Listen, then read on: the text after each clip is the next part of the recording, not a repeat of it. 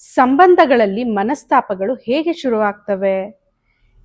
ಶುರುವಾಗ್ತವೆ ಅಂದ್ರೆ ಯಾವಾಗ ನಿರೀಕ್ಷೆಗಳ ಫಿಲ್ಟರ್ ಮೂಲಕ ನೋಡಕ್ ಶುರು ಮಾಡ್ತೀವೋ ಆಗ ಮನಸ್ತಾಪ ಶುರುವಾಗುತ್ತೆ.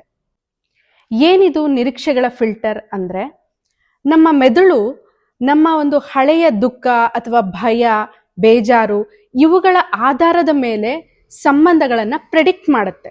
ಅಂದ್ರೆ ಬಾಲ್ಯದಲ್ಲಿ ಯಾವ್ದಾದ್ರೂ ಒಂದು ಘಟನೆಯಲ್ಲಿ ನಿರ್ಲಕ್ಷ್ಯನ ಅನುಭವಿಸಿದ್ರೆ ಅಥವಾ ದುಃಖವನ್ನ, ಬೇಜಾರನ್ನ ಅನುಭವಿಸಿದ್ರೆ, ಯಾವ್ದಾದ್ರೂ ವ್ಯಕ್ತಿಯ ಮೂಲಕ, ತಾವು ಇಷ್ಟಪಡುವ ವ್ಯಕ್ತಿಯ ಮೂಲಕ ಯಾವ್ದಾದ್ರೂ ಒಂದು ಪೇನ್ ಅವರು ಹೋಲ್ಡ್ ಮಾಡಿದ್ರೆ, ಅದೇ ಆಧಾರದ ಮೇಲೆ ನಮ್ಮ ಮೆದುಳು ಪದೇ ಪದೇ ಪ್ರೆಡಿಕ್ಟ್ ಮಾಡ್ತಾ ಇರುತ್ತೆ.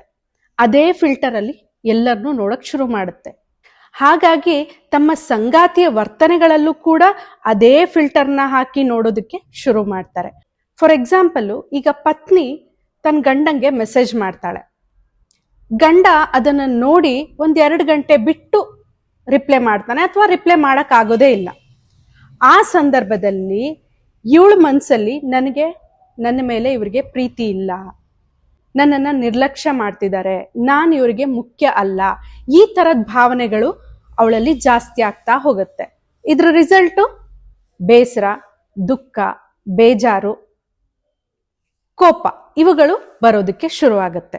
ವಾಸ್ತವದಲ್ಲಿ ಆತ ಬ್ಯುಸಿ ಆಗಿರ್ಬೋದು, ಯಾವುದೋ ಮೀಟಿಂಗ್ ನ ಅಟೆಂಡ್ ಮಾಡಿರ್ಬೋದು, ಯಾವುದೋ ಅರ್ಜೆಂಟ್ ಕೆಲ್ಸದಲ್ಲಿ ಇರ್ಬೋದು. ಆದ್ರೆ ಇವಳ ಒಂದು ನಿರೀಕ್ಷೆ ಫಿಲ್ಟರ್ ಏನಾಗಿರುತ್ತೆ, ನನ್ನನ್ನ ರಿಜೆಕ್ಟ್ ಮಾಡ್ತಾ ಇದ್ದಾರೆ, ನಂಗೆ ಇಂಪಾರ್ಟೆನ್ಸ್ ಕೊಡ್ತಾ ಇಲ್ಲ, ನನ್ನನ್ನ ಗೌರವಿಸ್ತಾ ಇಲ್ಲ, ನನ್ನ ಮೇಲೆ ಇವ್ರಿಗೆ ಪ್ರೀತಿ ಇಲ್ಲ, ವಿಶ್ವಾಸ ಇಲ್ಲ, ಈ ತರ ರಿಜೆಕ್ಷನ್ ಭಾವನೆಗಳು ಜಾಸ್ತಿ ಆಗ್ತಾ ಹೋಗುತ್ತೆ.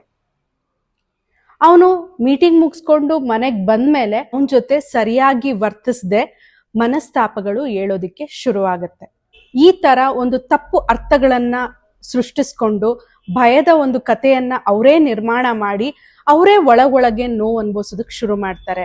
ಹೀಗಾಗಿ ಗಂಡನ ಜೊತೆಗೆ ಅಥವಾ ಸಂಗಾತಿಯ ಜೊತೆಗೆ ಪ್ರೀತಿಯಿಂದ ವರ್ತನೆ ಮಾಡೋದಕ್ಕೂ ಕೂಡ ಅವರ ಮನಸ್ಸು ಒಪ್ಪಿಗೆ ಕೊಡೋದಿಲ್ಲ. ಹೀಗೆ ಮನಸ್ತಾಪಗಳು ಶುರುವಾಗ್ತಾ ಹೋಗುತ್ತೆ.